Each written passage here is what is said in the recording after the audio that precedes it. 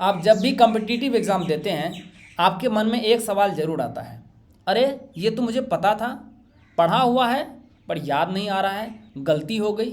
दोस्तों, परीक्षा का मतलब ही होता है पर प्लस इच्छा, यानी दूसरे की इच्छा। परीक्षा में आपकी मर्जी तो नहीं चलेगी।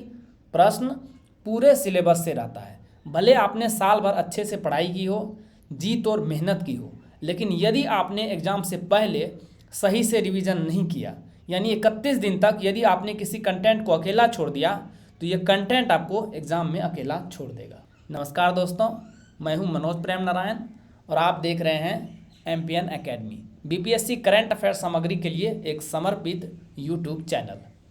ये क्या है 31 डेज रिवीजन रूल, आइए समझते हैं।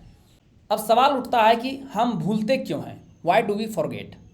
हरमन हबिंगॉस एक जर्मन मनोवैज्ञानिक थे जिन्होंने 1885 में पहली बार व्यवस्थित रूप से अध्ययन किया कि हम समय बीतने के साथ कैसे भूलते जाते हैं। दोस्तों, प्रकृति ने मनुष्य के मस्तिष्क को इस प्रकार प्रोग्राम किया है कि हम एक दिन में 67% events, information, facts, people, place जो भी हो भूल जाते हैं, यानी 67% लॉस हो जाता है एक दिन में। ये उनके द्वारा बनाया गया है फॉरगेटिंग कर्व। इस कर्व को ध्यान से देखेंगे तो जब हम स्टडी करते हैं तो उस समय 100% स्टडी करते हैं, उसके बाद जैसे ही 20 मिनट का समय गुजरेगा 58% हमारे ब्रेन से वॉश आउट हो चुका होगा। 1 घंटे के बाद 44% याद रहेगा, 9 घंटे के बाद 36%, 1 दिन के बाद 33%, यानी 67% हम भूल चुके हैं। 2 दिन के बाद 28%, 6 दिन यानी 1 सप्ताह के बाद लगभग 25%, और 31 दिन जैसे बीतेगा तो केवल 21% ही याद रह पाएगा।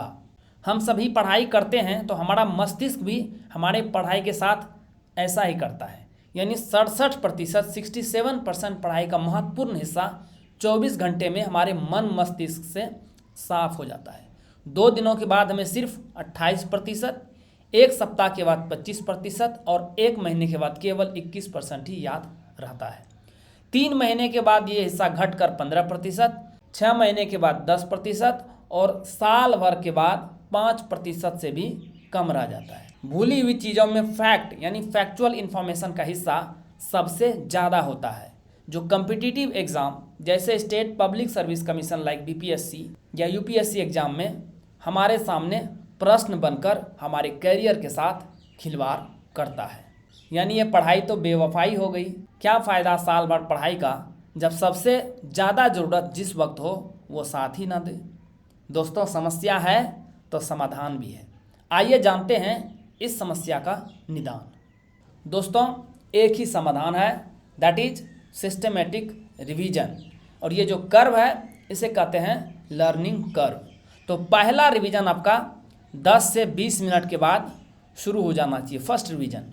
सेकेंड रिवीजन आपका 24 घंटे के बाद शुरू होना चाहिए। जैसे ही आप भूलना शुरू करें पट से रिवीजन कर लें आप।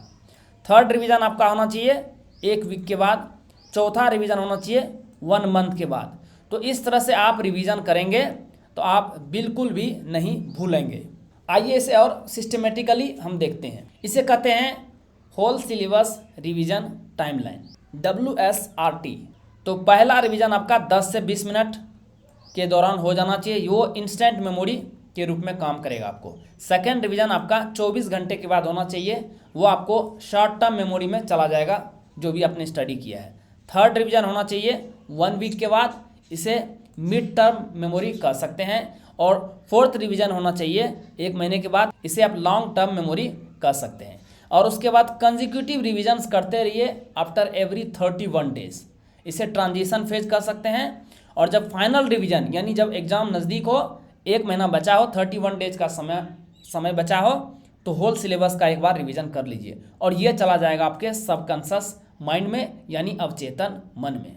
दोस्तों, सबकॉन्शियस माइंड क्या है? अवचेतन मन यानी ये लॉन्ग टर्म मेमोरी है। जब भी आपको ज़रूरत हो वहाँ से निकाल लीजिए, जवाब आपके सामने होगा। यदि आपने 31 दिन तक किसी कंटेंट को अकेला छोड़ दिया तो ये कंटेंट आपको एग्जाम में अकेला जरूर छोड़ेगा। जब आप ये शेड्यूल फॉलो करेंगे तो परीक्षा में पूछे गए प्रश्न पढ़कर ही आंसर आपके सामने होगा, आप भूलेंगे नहीं। पढ़ाई आपके साथ बेवफाई नहीं करेगी, आपका हमेशा साथ निभाएगी आपके रिजल्ट बनने तक। दोस्तों, कोई ज़रूरी नहीं है कि आप एक दिन में 10 से 12 घंटे पढ़ें। आप 4 से 5 घंटे का ही फ्रेश स्टडी कीजिए और प्रतिदिन 2 से 3 घंटे सिस्टमेटिक रिवीजन में लगाएं। 10 से 12 घंटे के अनसिस्टमेटिक स्टडीज से लाख गुना बेहतर है 6 से 8 घंटे का quality study with full systematic revision. यदि आप ऐसा करते हैं तो बीपीएससी क्या चीज़ है, आप यूपीएससी भी टॉप रैंक के साथ क्लियर करेंगे। पढ़ाई ही नहीं बल्कि आप जीवन के जिस क्षेत्र में 6 से 8 घंटे का प्रतिदिन क्वालिटी टाइम स्पेंड करेंगे उसके आप बापू यानी एलन मस्क बन जाएंगे। एक इटालियन प्रोवर्ब है, a drop of water can break a stone if it falls consistently, यानी पानी की एक बूंद पत्थर को तोड़ सकती है अगर वह लगातार गिरती रहे। तो दोस्तों, कंसिस्टेंसी इज द ओनली की टू सक्सेस। निरंतरता ही सफलता की एकमात्र कुंजी है। दोस्तों, अब एक दुविधा सामने आती है कि स्टैटिक पोर्शन में कितना समय लगाएं और करंट अफेयर्स में कितना समय लगाएं, दोनों का डिवीज़न कैसे करें। तो इसके लिए सबसे बेस्ट उपाय है आप सिलेबस को अच्छे से स्टडी कीजिए और प्रीवियस ईयर्स क्वेश्चंस को देखिए। आपको पता चल जाएगा कि स्टैटिक पोर्शन से कितने प्रश्न आते हैं और करंट अफेयर्स से कितने प्रश्न आते हैं। एग्जाम्पल के रूप में हमने लिया हुआ है बीपीएससी प्रीलिम्स एग्जाम को। इसमें देखेंगे तो करंट अफेयर्स से 25% प्रश्न रहते हैं, स्टैटिक पोर्शन में हिस्ट्री से 25% प्रश्न रहते हैं और स्टैटिक में बाकी जैसे ज्योग्राफी, इकोनॉमी, साइंस से 50% रहता है। तो उसी हिसाब से टाइम को भी एलोकेट करना है, यानी 8 घंटे की आप स्टडी कर रहे हैं तो करंट अफेयर्स के लिए 2 घंटे प्रतिदिन आपको लगाना है इंक्लूडिंग रिवीजन। दोस्तों, अब अंतिम प्रश्न है कि कैसे होगा 31 दिन में पूरे सिलेबस का संपूर्ण रिवीजन। क्योंकि कहना तो बहुत आसान है कि 31 दिन में आप पूरे सिलेबस का रिवीजन कर लीजिए, लेकिन आप कैसे करेंगे 31 दिन में ये काम। इसका एक ही सॉल्यूशन है, आपके पास स्टैटिक और करंट अफेयर्स के ऐसे क्वालिटी नोट्स होने चाहिए, चाहे ये नोट्स आप खुद के बना लीजिए या परचेज कर लीजिए, जो 31 दिन के अंदर पूरे सिलेबस का रिवीजन करा दे। आप जब भी स्टडी करते हैं आप अंडरलाइन करते होंगे बुक को, कई नोट्स करते होंगे, तो वो नोट्स आपको काम आएंगे। क्योंकि यदि आप रिवीजन के समय भी पूरे बुक को पढ़ने के लिए बैठ जाएंगे तब तो आपको रिवीजन करने में 3 से 4 महीना या 6 महीने का भी समय लग सकता है। आइए इसे एग्जाम्पल से समझते हैं। आप सभी जान रहे हैं कि इस यूट्यूब चैनल पर बीपीएससी प्रीलिम्स एग्ज़ाम के लिए करंट अफेयर्स के कंटेंट अपलोड किए जाते हैं और एमपीएन एकेडमी करंट अफेयर्स के PDF course pad Telegram group पर प्रोवाइड किया जाता है। दोस्तों, 3 प्रकार के पीडीएफ्स आपको मिलते हैं। एक है weekly current affair test series, आप सभी जान रहे हैं इस यूट्यूब चैनल पर प्रत्येक रविवार को शाम 6 बजे नेशनल और इंटरनेशनल करंट अफेयर्स का weekly current affair test series upload होता है। तो इसमें आपको 50 पीडीएफ मिलते हैं, 12 महीने का 48 पीडीएफ, एक इकोनॉमिक सर्वे और एक बजट का।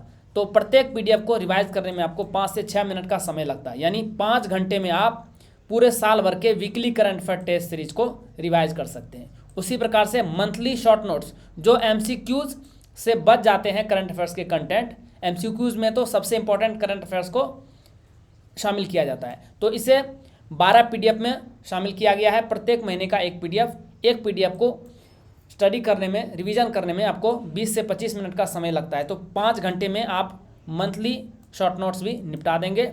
और तीसरा प्रकार का कंटेंट है वो है बिहार मंथली करंट अफेयर्स के पीडीएफ। इसमें 14 पीडीएफ मिलेंगे आपको, 12 महीने के 12 पीडीएफ, एक इकोनॉमिक सर्वे और एक बजट का। 20 से 21 मिनट का समय लगता है एक पीडीएफ को रिवाइज करने में, तो 5 घंटे में इसे भी आप समाप्त कर देंगे। तो 15 घंटे में आप पूरे करंट अफेयर्स के साल भर के कंटेंट को रिवाइज कर सकते हैं। प्रतिदिन यदि आप 2 घंटे स्टडी करते हैं तो एक सप्ताह में पूरे सिलेबस का करंट अफेयर्स का रिवाइज कर पाएंगे, यानी एक महीने में आप 4 बार रिवीजन करेंगे पूरे साल भर के करंट अफेयर्स का। इस कोर्स के बारे में और विस्तृत इन्फॉर्मेशन आपको चाहिए तो आप एमपीएन एकेडमी सर्च कीजिएगा टेलीग्राम पर, वहां आपको जानकारी दी गई है।